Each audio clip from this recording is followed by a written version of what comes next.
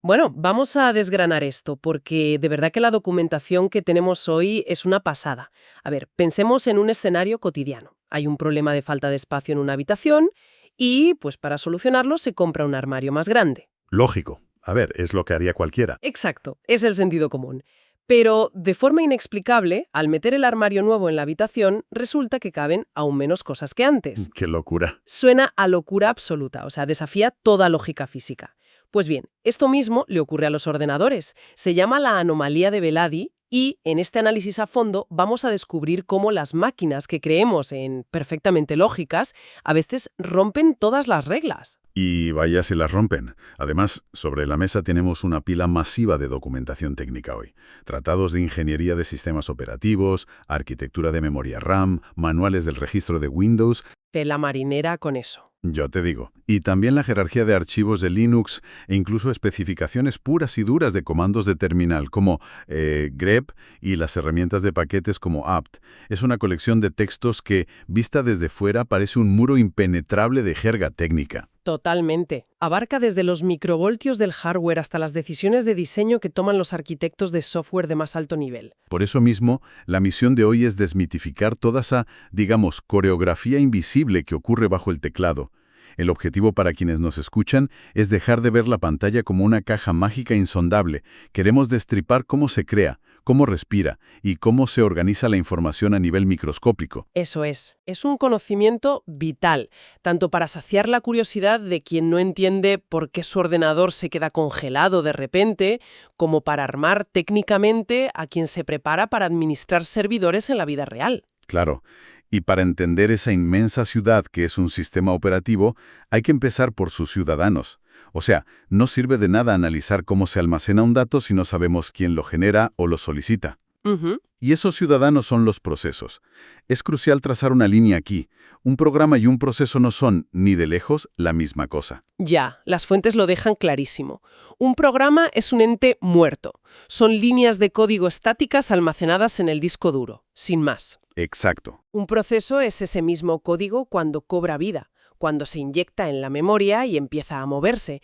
Y como cualquier entidad viva, tiene un ciclo vital con estados sumamente marcados. El primero es el estado nuevo, donde el sistema operativo actúa como un portero de discoteca, validando que todo esté en regla antes de dejarle pasar.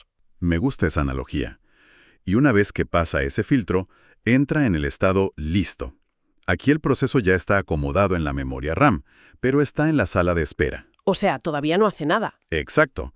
Aguarda su turno para acceder al cerebro de la máquina, la CPU. Cuando finalmente entra, pasa al estado ejecutando.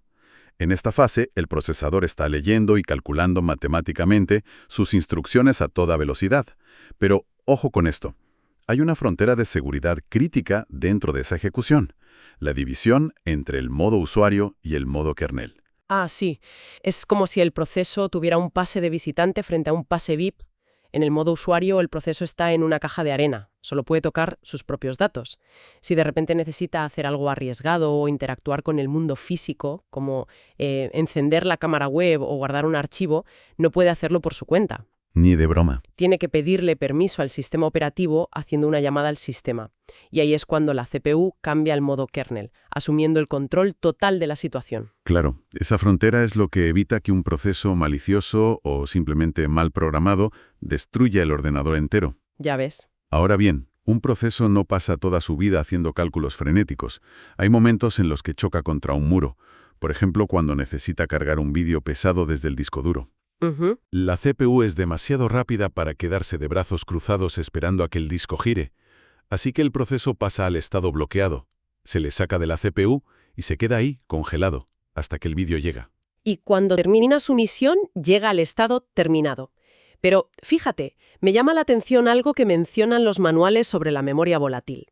Si hay demasiados procesos en la RAM, digamos en estado listo o bloqueado, el sistema operativo puede quedarse sin espacio físico. Un problema muy común, sí. Y para no colapsar, agarra algunos de esos procesos y los expulsa temporalmente de vuelta al disco duro, creando los estados suspendido listo y suspendido bloqueado. Yo estoy fascinada con cómo gestiona el espacio. Es que es un mecanismo de supervivencia puro y duro. El sistema está constantemente lidiando con ciclos. Un proceso estándar intercala ráfagas de CPU, donde realiza cálculos matemáticos furiosos, con ráfagas de entrada-salida, donde simplemente se queda esperando datos externos, como un clic del ratón o una descarga de red. Vale, y aquí surge una trampa física brutal. Imaginemos que la CPU es un único camarero en una cafetería absolutamente abarrotada, y los procesos son los clientes. Si ese camarero tiene una limitación biológica, ineludible, y solo puede atender a una persona a la vez... ¿Qué es lo que le pasa a un núcleo de CPU, claro? Exacto. Entonces, ¿cómo es posible que, desde fuera, parezca que el ordenador está descargando un archivo inmenso, reproduciendo música y permitiéndonos escribir un texto, todo en el mismo milisegundo? Pues lo fascinante aquí es la ilusión óptica que genera el planificador de la CPU. Ese planificador es como un gerente implacable detrás de la barra. No deja que un cliente acapare al camarero. Lo que hace es alternar entre todos los procesos que están en estado listo a una velocidad de vértigo, dándoles apenas una minúscula fracción de segundo a cada uno. ¡Madre mía! Ocurre tan rápido, cientos o miles de veces por segundo, que la percepción humana no capta los cortes. Parece simultáneo, pero es estrictamente secuencial. Pero claro, ese gerente necesita reglas para decidir a quién atiende primero. He visto en las fuentes que hay algoritmos muy específicos para esto. El más básico es el first come, first served. O sea, el primero que llega es el primero que se atiende. Eso es. Pero eso parece un desastre si llega un cliente que pide 100 cafés complicados, bloqueando a los que solo quieren un vaso de agua, ¿no? Totalmente. Por eso ese método apenas se usa en sistemas modernos. Se desarrollaron alternativas como el shortest job first, que analiza la cola y cuela primero al que tiene el trabajo más corto. ¡Qué listo! O el más justo de todos, el round robin, que simplemente reparte el tiempo en porciones idénticas, dando vueltas en círculo por todos los procesos sin importar qué tan largos sean. También está la planificación por prioridades, donde algunos procesos del sistema son como VIPs, aunque las fuentes detallan un problema con esto. Si siempre entran VIPs, los procesos normales podrían morir de inanición en la sala de espera. Claro, se quedarían ahí para siempre. Exacto. Y para evitarlo, inventaron el envejecimiento o aging, que consiste en aumentar artificialmente la prioridad de un proceso de baja categoría a medida que pasa el tiempo, garantizando que tarde o temprano será atendido. Pero hablando de procesos que se quedan atascados, hay un término en la documentación que parece sacado de una película de terror: el proceso zombie. Buah, el nombre es sumamente gráfico porque describe la situación a la perfección.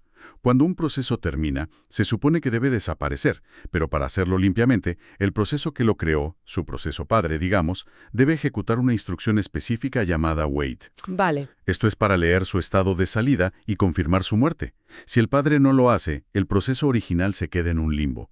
Ya no ejecuta código, no usa la CPU, está funcionalmente muerto, pero su identificador, su PID, sigue ocupando una fila en la tabla de procesos del sistema operativo. O sea, como un cadáver insepulto ocupadle espacio.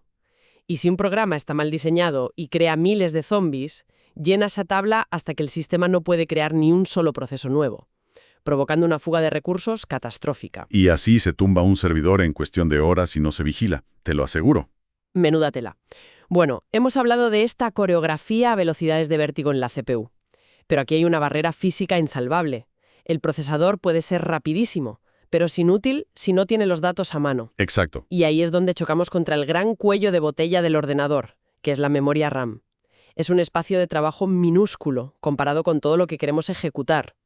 Para gestionar esa escasez de espacio vital, los manuales hablan de dos filosofías arquitectónicas: la paginación y la segmentación. A ver, la paginación es brutalmente pragmática.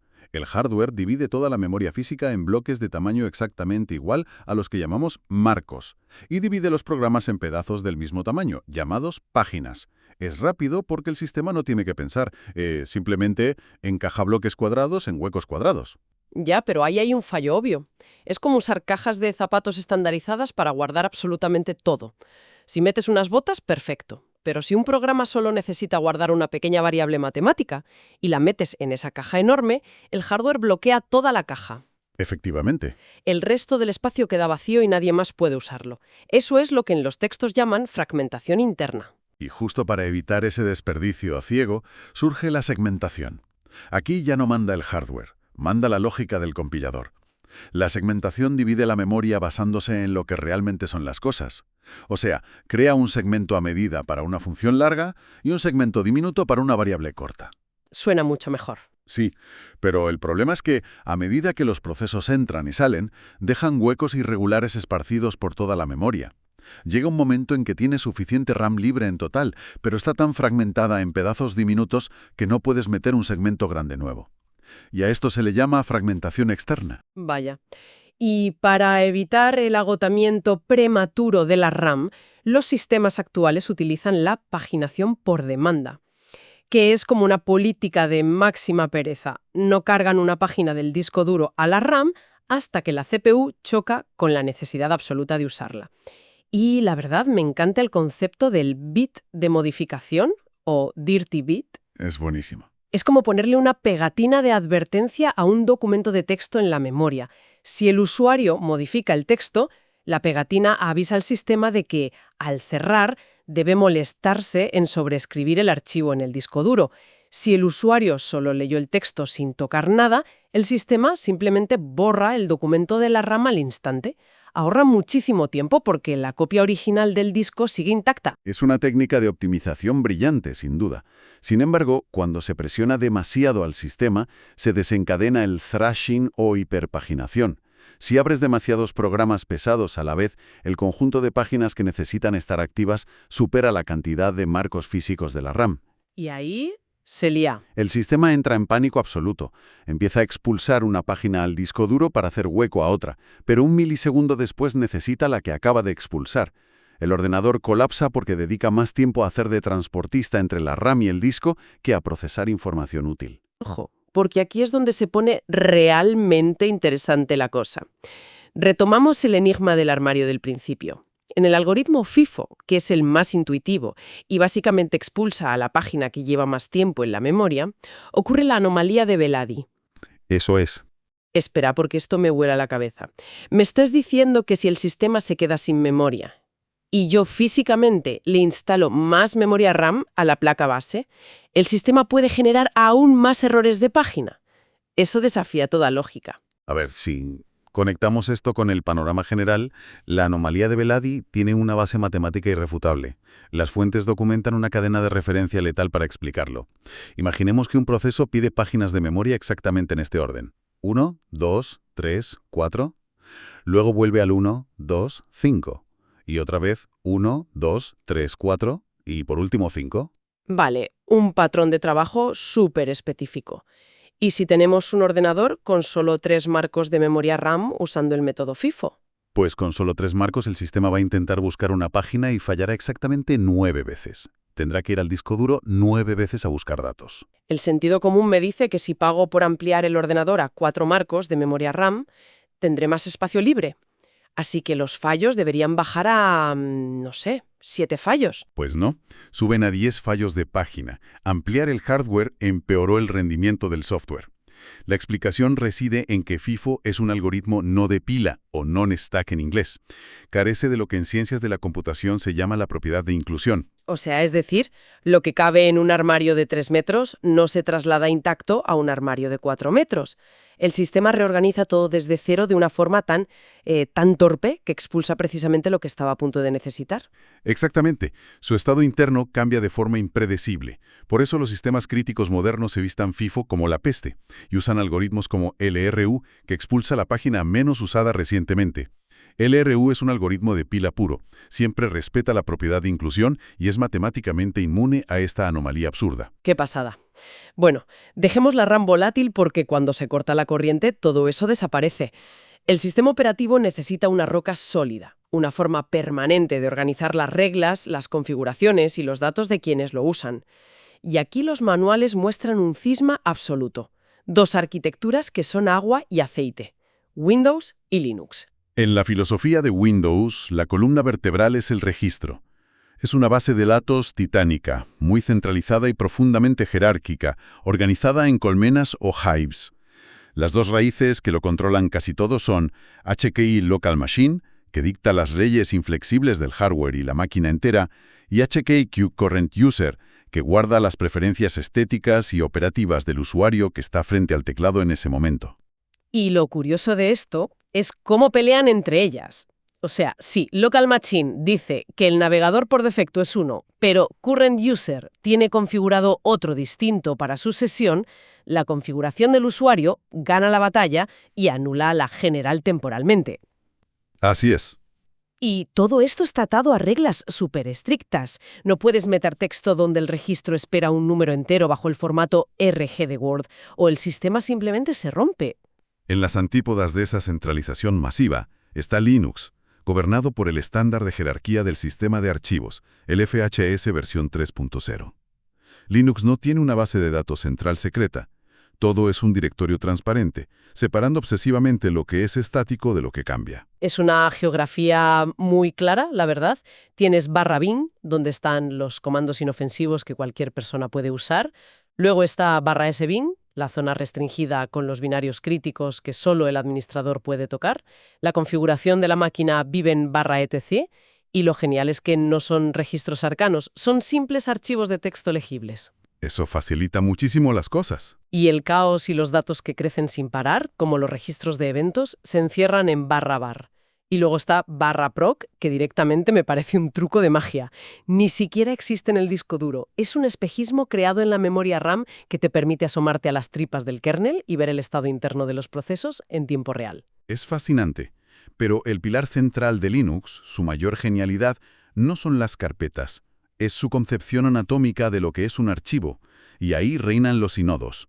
Un inodo es una estructura de datos invisible que almacena los metadatos, el tamaño, los permisos de quién puede leerlo o borrarlo, y lo más importante, la topografía exacta de dónde están físicamente esos datos en los platos del disco duro. Pero hay que subrayar cómo gestionan el tamaño, porque esto es clave. Las fuentes explican que un inodo tiene punteros directos que apuntan a los bloques de datos, pero si el archivo es inmenso, usa punteros indirectos, que apuntan a un bloque lleno de más punteros. Exacto, se va encadenando. Y si eso no basta, usa punteros dobles y hasta triples indirectos, creando un árbol jerárquico masivo. Así es como un archivo puede pesar 100 gigabytes, sin romper el sistema. Y sin embargo, con todo ese nivel de detalle, el inodo omite deliberadamente una sola cosa: el nombre del archivo. No lo guarda. Nunca. Y esa decisión de diseño lo cambia absolutamente todo. Voy a usar una analogía para ilustrar por qué esto es tan brillante. Un inodo es como el número de identidad oficial, el DNI de una persona. Ese es su único identificador real frente al Estado. El nombre del archivo es simplemente un apodo garabateado en la libreta de direcciones de alguien, que en este caso vendría a ser el directorio. Me parece un ejemplo perfecto. Por eso, en Linux, un mismo archivo puede tener 15 apodos diferentes en distintas carpetas, lo que se conoce como enlaces duros, pero todos apuntan al mismo DNI.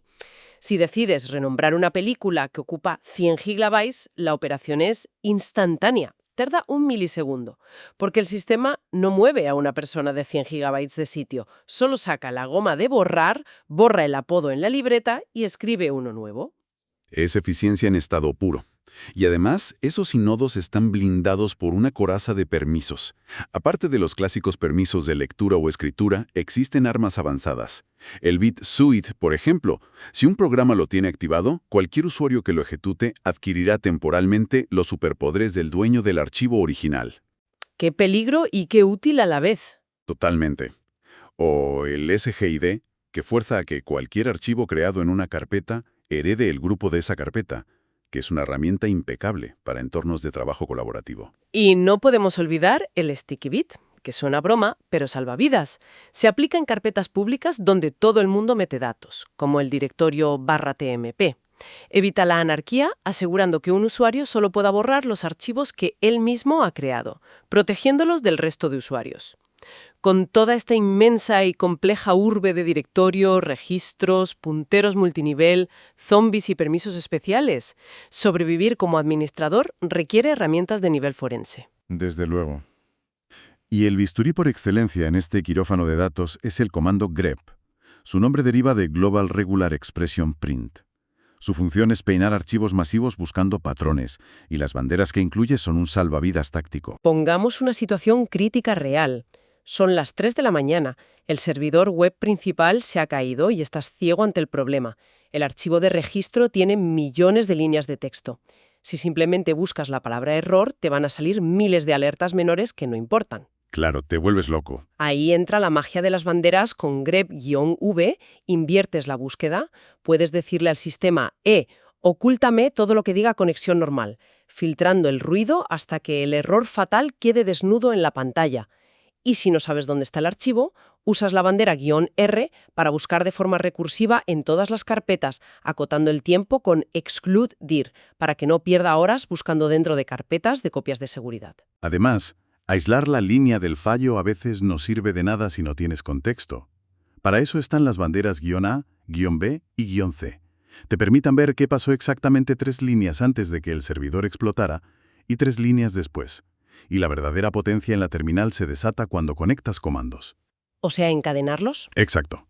Por ejemplo, lanzas psaux para volcar un listado absoluto de todos los procesos que están masticando la CPU, y esa inmensa catarata de texto la pasas por un túnel directo hacia grep para aislar instantáneamente al proceso rebelde.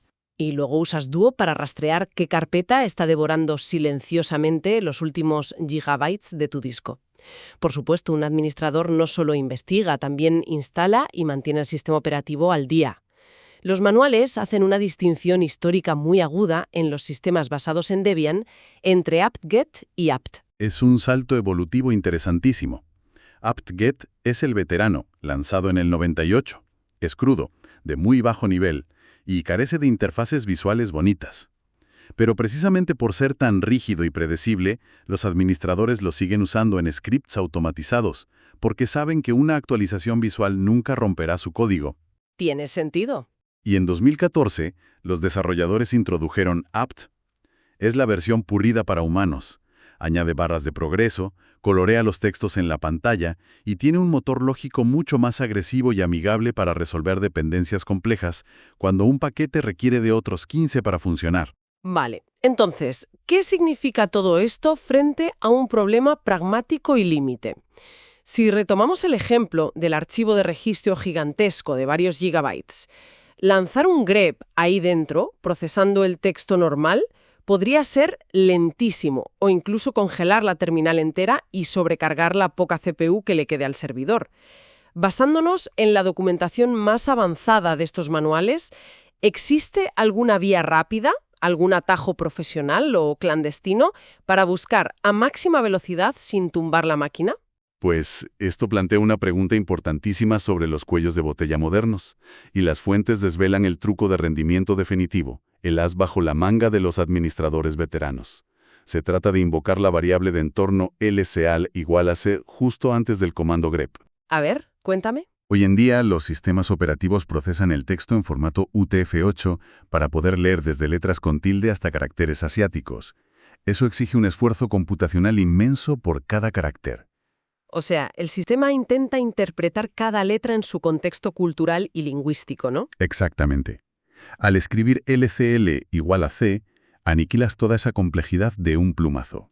Fuerzas al comando a volverse completamente ignorante del idioma y a leer el archivo en crudo, un procesamiento de un solo byte de forma puramente mecánica. El aumento de rendimiento es devastador. La búsqueda se vuelve entre 3 y 10 veces más rápida. ¡Qué pasada!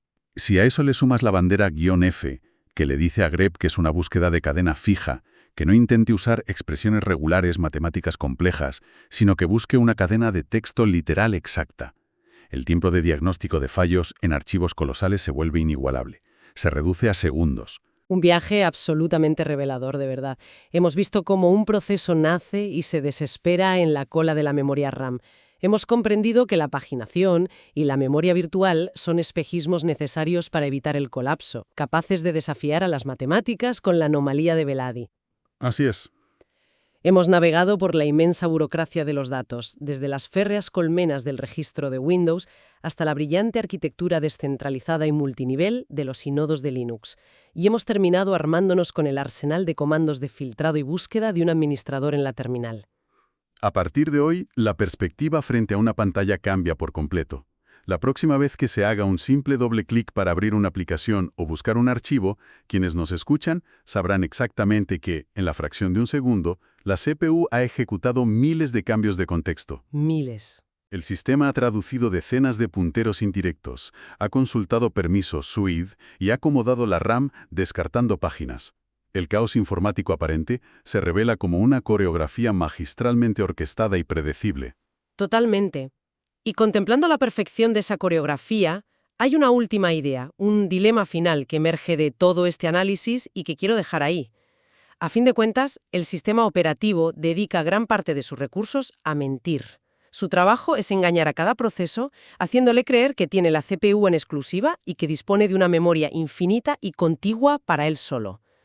Toda esta arquitectura se basa en una ilusión compartida. Una ilusión muy bien montada, sí. Pero con la llegada de modelos de inteligencia artificial que se ejecutan localmente y que cada vez tienen una mayor comprensión de su propio entorno, ¿qué ocurrirá en el futuro con procesos de IA altamente avanzados? Si una IA se vuelve consciente de las verdaderas limitaciones físicas del hardware, podría calcular los tiempos o anticiparse al planificador de la CPU. Eso es. Podría llegar a predecir sus propios fallos de página y anticiparse al algoritmo de reemplazo para hackear esa ilusión del sistema operativo y optimizar su propio rendimiento de forma autónoma. Es un escenario fronterizo, casi de ciencia ficción, pero cuyas bases técnicas acabamos de entender hoy, un dilema fascinante sobre el que reflexionar.